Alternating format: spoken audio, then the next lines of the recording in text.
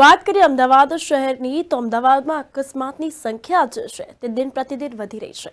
અકસ્માતના બનાવો દિન પ્રતિદિન વધી રહ્યા છે।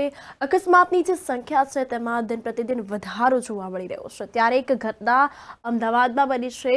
તો આ સાથે વાત કરવામાં આવે તો અમદાવાદમાં અકસ્માતની ઘટનાઓમાં સતત વધારો જોવા મળ્યો છે। ત્યારે કાલુપુર નરોડા રોડ પર અમદાવાદ મ્યુનિસિપલ કોર્પોરેશનની ઓફિસ આવેલી છે અને ત્યાં મ્યુનિસિપલ ઉત્તર ઝોન બીઆરટીએસ બસ સ્ટેન્ડમાં 108ને અકસ્માત નડ્યો છે। તો આ સાથે 108માં પેશન્ટ હોવાથી પેશન્ટને ભારે હાલાકીનો સામનો કરવાનો વારો આવ્યો।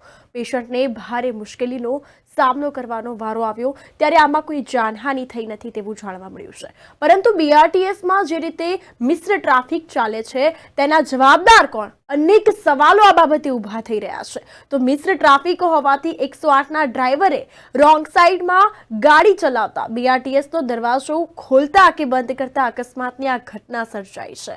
તો અવારનવાર આવા કેટલાક અકસ્માત સર્જાતા હોય છે। ત્યારે દ્રશ્યો પણ આપ સામે આવ્યા છે, દ્રશ્યો પણ આપ જોઈ રહ્યા છો। તો પેશન્ટને ભારે હાલાકી વેઠવાનો વારો આવ્યો છે। જે પેશન્ટની દશા છે તે પરથી જોઈ શકાય કે પેશન્ટને ખૂબ મુશ્કેલી ઝેલવાનો વારો આવ્યો છે। તો આ તમામ ઘટનાઓના જવાબદાર કોણ? આ બાબતે તંત્રએ આ અંગે ધ્યાન લેવાની જરૂર છે। તંત્રએ આ બાબતે સજ્જ થવાની જરૂર છે તેવી લોકમાંગ પણ ઉઠવા પામી છે।